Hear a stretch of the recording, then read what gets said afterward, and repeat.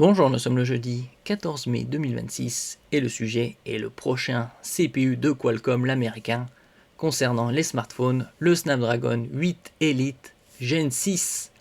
Le prix de ce processeur va faire exploser le coût des smartphones Android. On avait vu, fin de l'année 2025, l'évolution des CPU de chez Qualcomm concernant les Snapdragon 8 Gen 1, Gen 2, Gen 3, le 4 a été renommé en Snapdragon 8 Elite. Le dernier sorti, c'est le 8 Elite Gen 5. Et celui qui sortira en septembre, qui sera présenté en septembre, ce sera le Snapdragon 8 Elite Gen 6. Et on a vu, d'année en année, une augmentation du prix de ce CPU pour smartphones haut de gamme et premium. La course à la puissance a un coût et la prochaine génération de smartphones Android s'apprête à nous présenter une addition particulièrement salée. En plus du coût des mémoires flash, ce soit la LPDDR5X et également la mémoire flash UFS 4.1, la toute dernière. La 5 sortira dans pas très longtemps. Oubliez les augmentations discrètes, on parle ici d'un véritable bond tarifaire orchestré par le cœur même du système. Donc ça va s'additionner, comme je disais précédemment, à la RAM et au stockage. On avait vu des rumeurs précédemment concernant les prochains Google, les Pixel 11, qui auraient moins de RAM, 8 au lieu de 12. N'oubliez pas de vous abonner pour plus de news sur le monde de la high-tech ainsi que les bons plans, également sur mon Twitter et en description sous toutes mes vidéos. Vous pouvez les retrouver dans mes playlists et voir mes articles sur mon blog. Tous les liens seront en description. N'oubliez pas de mettre un j'aime, un commentaire, de partager et de cliquer sur les liens en dessous de mes vidéos pour soutenir la chaîne. Prévu pour équiper les fleurons 2026, comme toujours, ce SoC System on a Chip pourrait voir son prix unitaire grimper à plus de 300 $ et peut-être 320 $. On avait vu l'année dernière, c'était en septembre-octobre, justement l'évolution des Snapdragon 8 d'année en année, c'était toujours plus cher.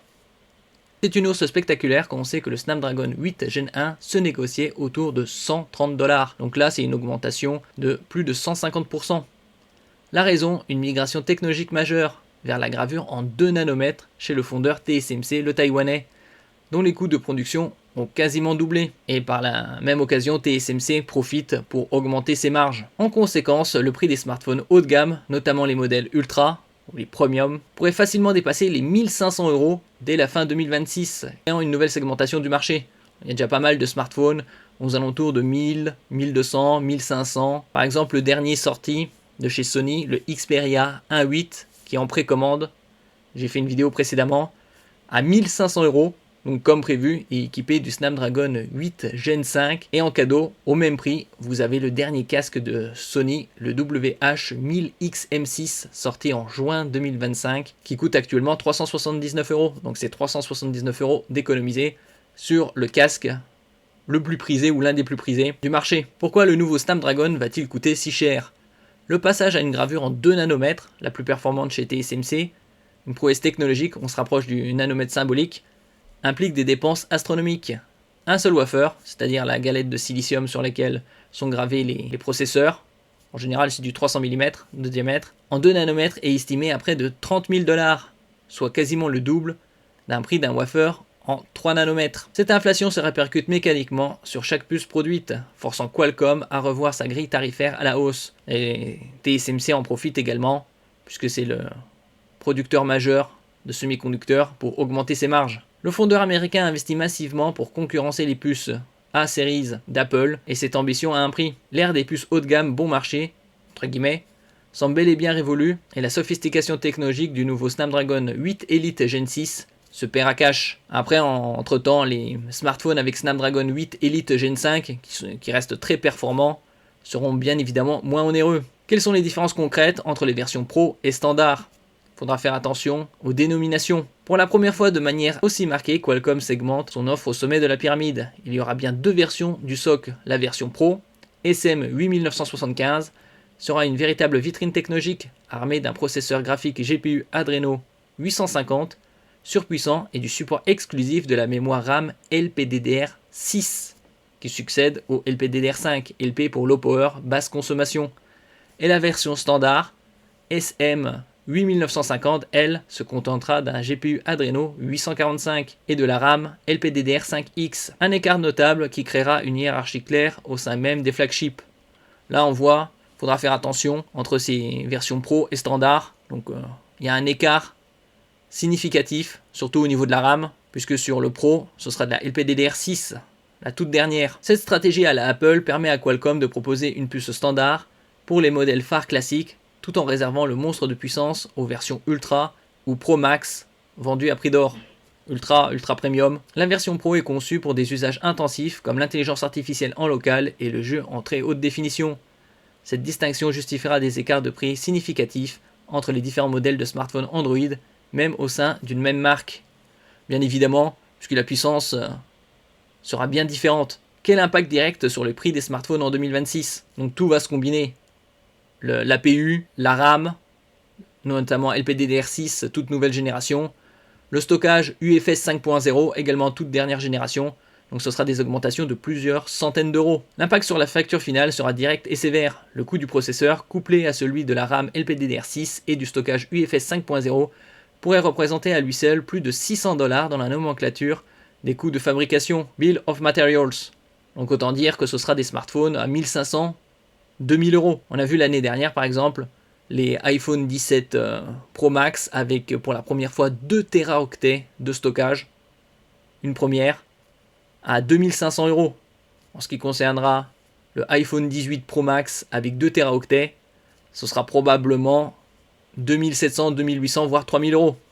Dans ce contexte, il devient extrêmement difficile pour un fabricant de proposer un smartphone ultra premium, ultra, sous la barre symbolique des 1500 euros. Le prix des composants devient le principal moteur de l'inflation. On a vu une évolution significative au cours des dernières années, avec des smartphones de plus en plus chers, 600, 800 euros, 900 euros, 1000 euros.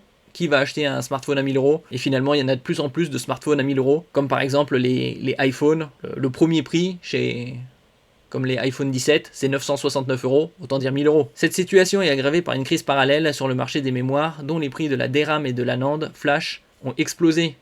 Donc 300-400% pour la DRAM, 200% pour la NAND. Les constructeurs seront face à un dilemme: absorber une partie du surcoût et sacrifier leur marge, ou le répercuter intégralement sur le consommateur. Ils vont peut-être essayer de rogner quelques marges pour essayer de vendre, ça c'est hypothétique.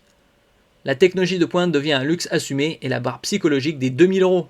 Précédemment, c'était la barre psychologique des 1000 euros. Là, c'est 2000. Pour un smartphone premium et même ultra premium, n'est plus une simple fantaisie. Comme je disais précédemment, par exemple, l'iPhone 17 Pro Max avec 2 Teraoctets de stockage, c'est 2500 euros. Quels constructeurs adopteront cette puce hors de prix?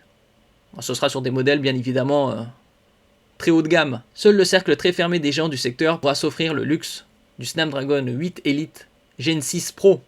Donc le top du top. Le top 5 mondial, Samsung, Xiaomi, Oppo, Vivo et Honor, est déjà sur les rangs pour équiper ses futurs modèles les plus prestigieux comme les Galaxy S27 Ultra ou Xiaomi 18 Ultra. Les Galaxy S27 sortiront début 2027, aux alentours de février. Ces marques utiliseront cette puce comme un argument marketing massu pour justifier leurs tarifs élevés. Pour les autres constructeurs, l'équation est plus complexe. Payer plus de 300 $ pour une puce risque d'étrangler leur marge. Après, on parle de smartphones très très haut de gamme. La conséquence logique sera un report massif vers des alternatives crédibles et tous les regards se tournent vers le taïwanais Mediatek et ses puces Dimensity. Si le futur fleuron Dimensity 9600, également gravé en 2 nanomètres, mais positionné de manière plus agressive, il pourrait devenir le choix par défaut pour les flagships non ultra. On parle quand même de smartphones haut de gamme, et aider le concepteur de puces à prendre des parts de marché sur le haut de gamme. Donc oui, c'est sûr que tout smartphone équipé d'un Snapdragon 8 Elite Gen 6 Pro, donc le top du top, coûtera largement plus de 1200-1500 euros. Merci pour votre écoute, et à la prochaine.